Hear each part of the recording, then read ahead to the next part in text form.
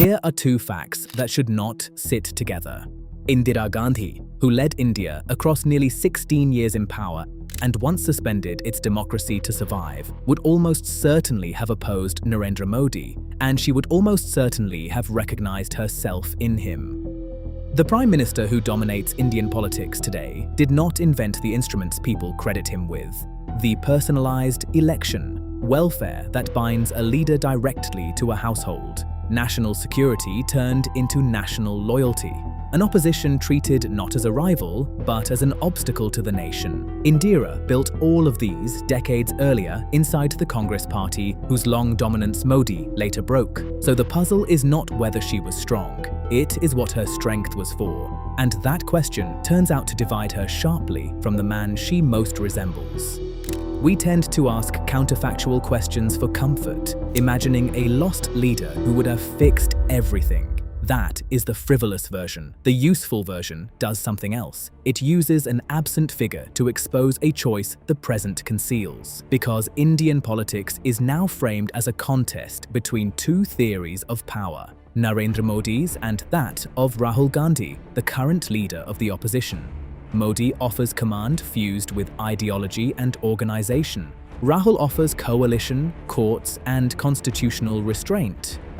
Indira fits neither, and the clearest way to prove it is to take the single boldest act of the Modi years, the one most people assume she would have loved, and show why she would probably have refused it. That refusal is the key. Follow it, and you find not a strongman in a sari, but a third and more unsettling idea of what holds a country together.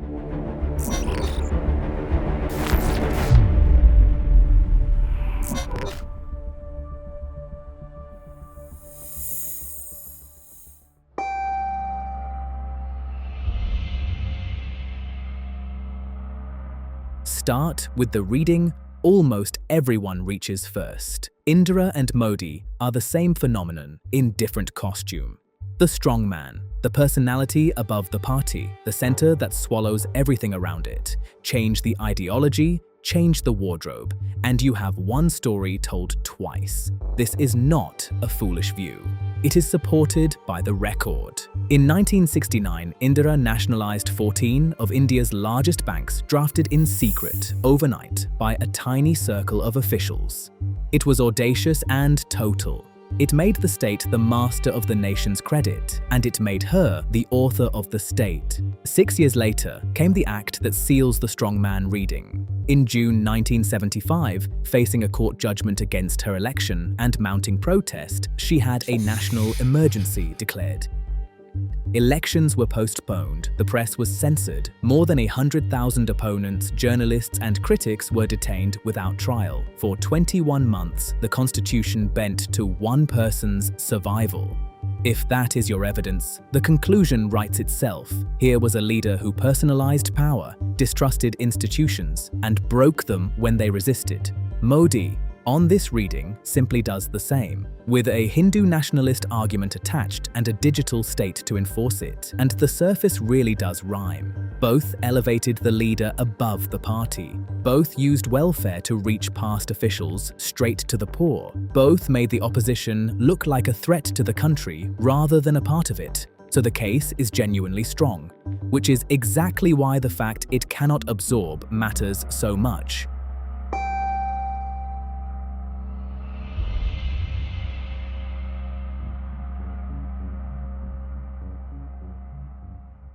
On the 8th of November 2016, the Indian government declared that the country's two largest banknotes were no longer money. In one announcement, it voided roughly $230 billion in cash.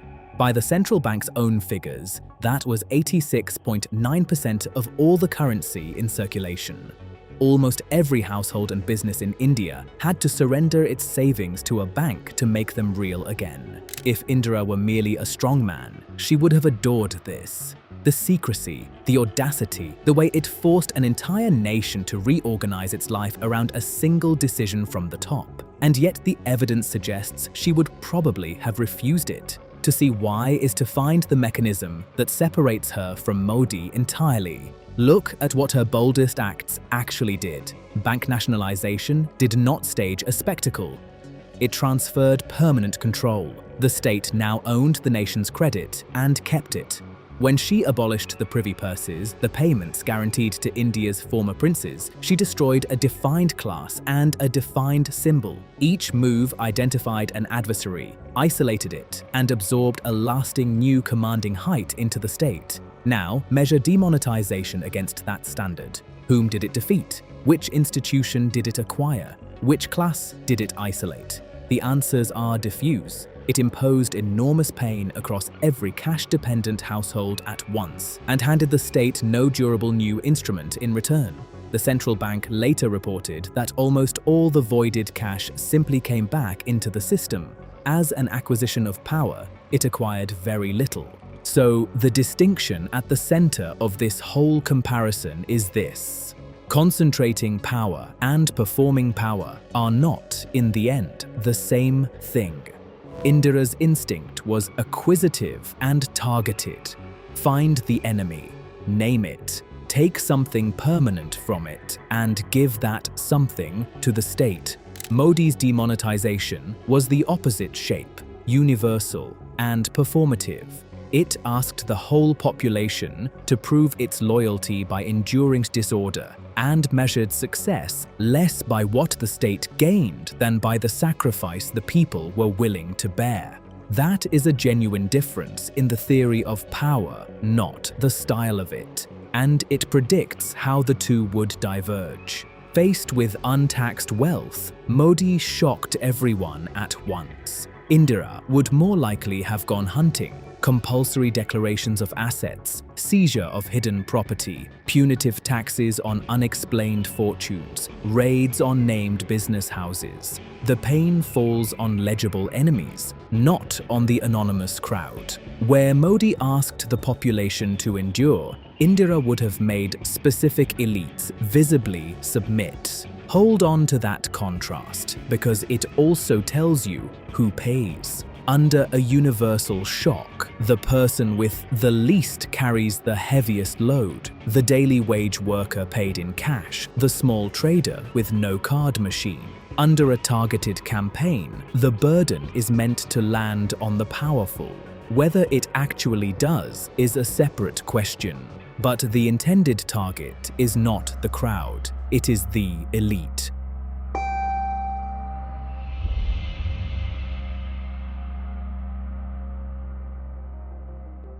Now, the strongest objection, stated properly. Whatever the difference in method, someone will say, Indira ended one argument for good. She imposed the emergency. She is the one who actually suspended democracy. Next to that, any distinction between acquisitive power and performative power is academic.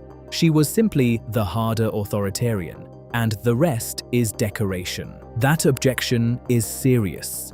The evidence is real, and it is grave. In 1975, she did jail her opponents, censor the press, and rule by decree. If the question is whether she was capable of crushing dissent, the answer is yes, without qualification. But watch what the objection cannot explain. In 1977, Indira called an election. She lost it, and she accepted the result and left office. 3 years later, she came back, not through a coup or a crisis, but by winning a vote. A pure authoritarian does not do that. They do not submit to a contest they might lose, concede when they lose it, and then re-enter through the same door they could have bolted shut.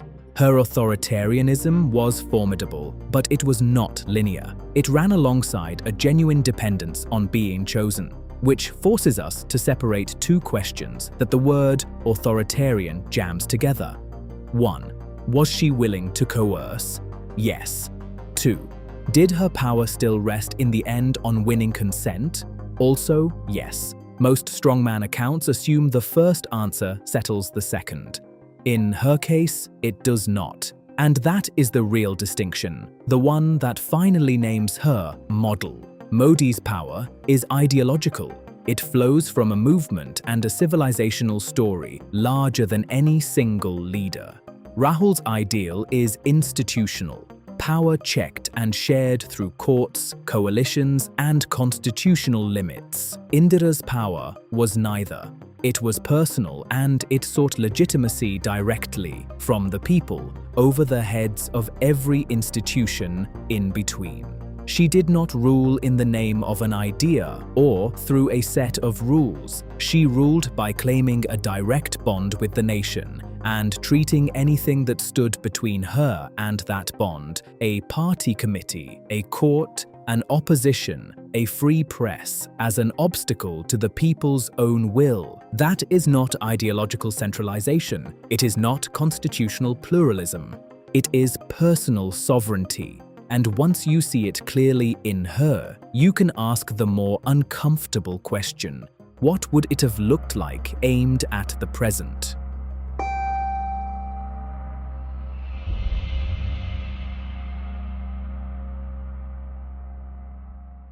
So picture her governing India after 2014. Not reproducing the past, the country is too changed for that, but applying the same logic. 3 paths follow, and they are not equally likely. The first is the most probable.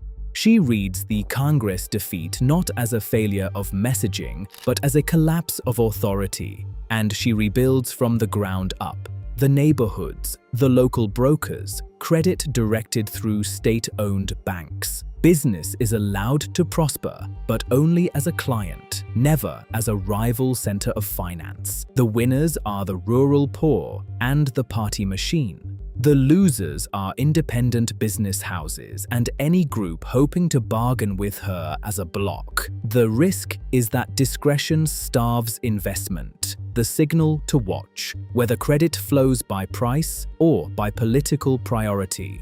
The second path opens only if a security shock arrives, as one did in 2019, when a suicide bombing killed dozens of troops and India replied with an airstrike inside Pakistan proper, its first since her own war of 1971. Here, her instinct is calibrated force. She had prepared the ground for that 1971 war through a treaty with Moscow and months of patient diplomacy, not impulse, and she would pair any strike with a harder Congress nationalism that refuses to let a rival movement own the flag. It could make Congress competitive again. The danger is majoritarian drift with no ideology to break it. Watch whether minorities are protected as citizens or merely disciplined into a compact. The third path is the narrowest and the darkest. A court or an opposition becomes a center of power she cannot divide or absorb. Then the 1975 reflex returns, and dissent is treated as a threat to the state itself. The same concentration that lets her act removes whatever could correct her. The indicator is stark, whether opposition is contested or criminalized. 3 futures, 1 logic. The question is only which trigger fires. Step back and the counterfactual stops being about Indira at all. Its value is that she breaks a false choice. We are told Indian power comes in 2 kinds: Modi's command through ideology or Rahul's restraint through institutions. Indira is proof of a third kind, and it belongs to no single era. She drew her strength by absorbing the country's institutions into herself and then presenting herself as the only institution national enough to hold India together. That produced real achievements. Banking for the poor, a decisive victory in 1971, a state that could act. It also produced the emergency. The same concentration that let her defeat entrenched interests also removed anything that could stop her. Strength and danger came from the identical source. Her insight was that power in India has to be made emotionally legible, felt, and not merely administered. Her error was believing that only one person could make it so. So the real lesson is not that India needs a stronger leader or a weaker one. It is that the opposite of rule by ideology is not always rule by consent. Sometimes it is a single person standing above every institution, speaking in the people's name and asking only to be believed.